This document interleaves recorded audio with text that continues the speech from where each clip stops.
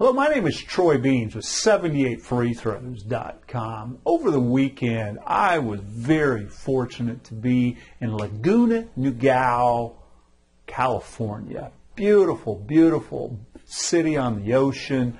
I was able to have lunch on Sabbath overlooking a ravine, down over a golf course, right out over the ocean. It was absolutely beautiful. Loved it.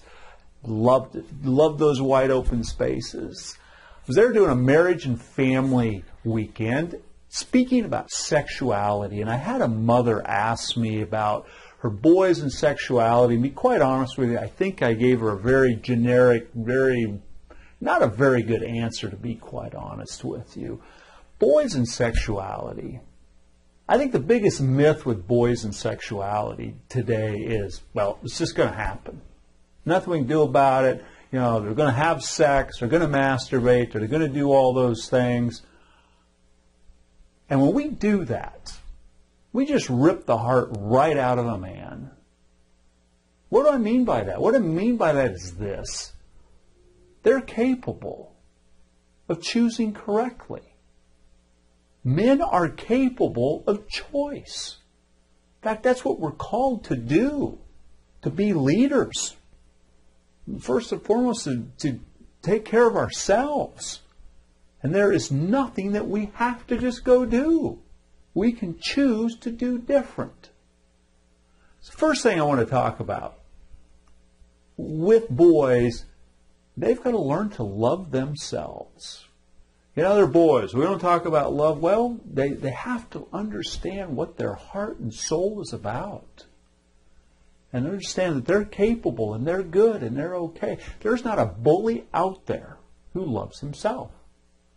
Bullies are jerks. Bullies are insecure. Bullies aren't sure. So they've got to put somebody else down to get ahead.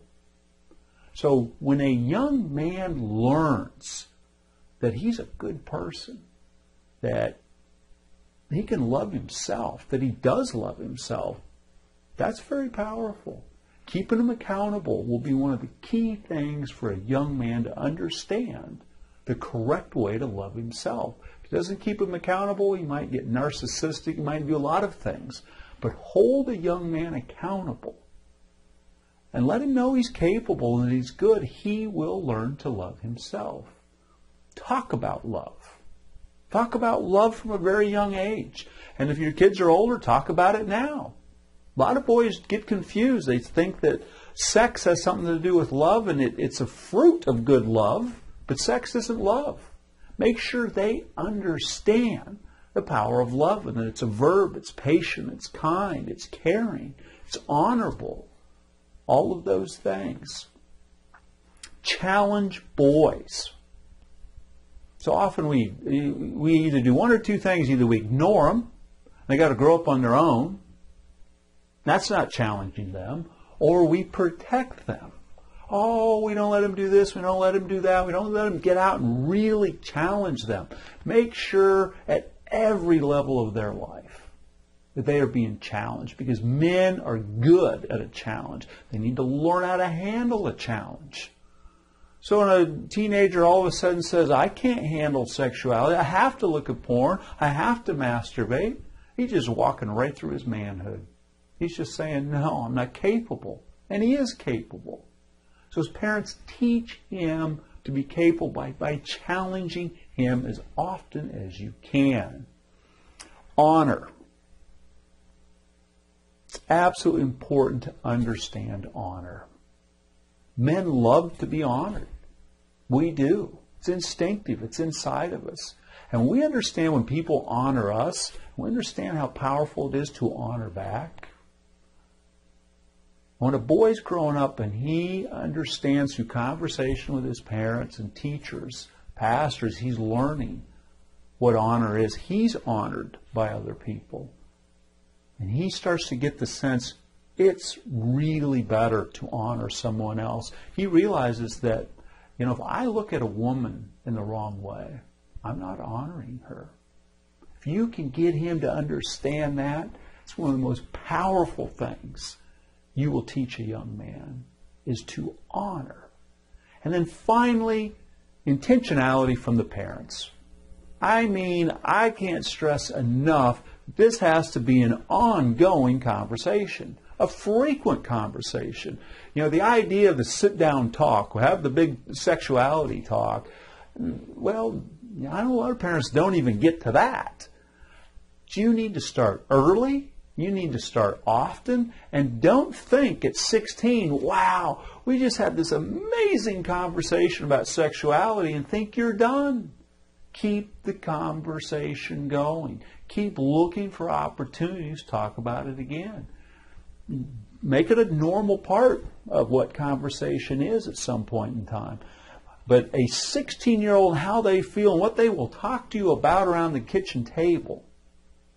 And all of a sudden the hormones are going and they're 17, 18 and they're in the back of a car somewhere.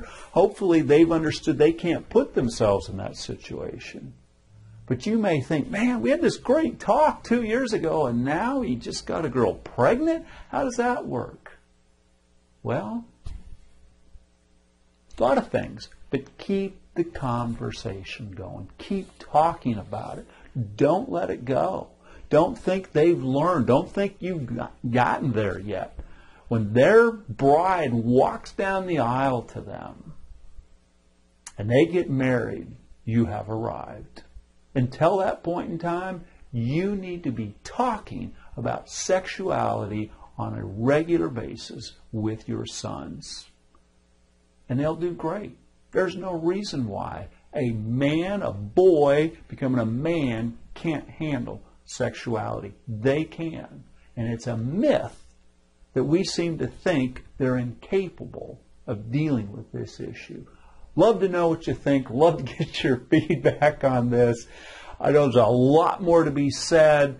I have a video, How to Prepare for a Great Sex Life Now. You can buy that on my website. It's a great video, fantastic for watching yourself as parents and also sitting down with your kids and going through and learning the neuroscience of sexuality and how it affects our bodies and brains and all of that. Love to hear what you think. Love to get your feedback. You have a fabulous day.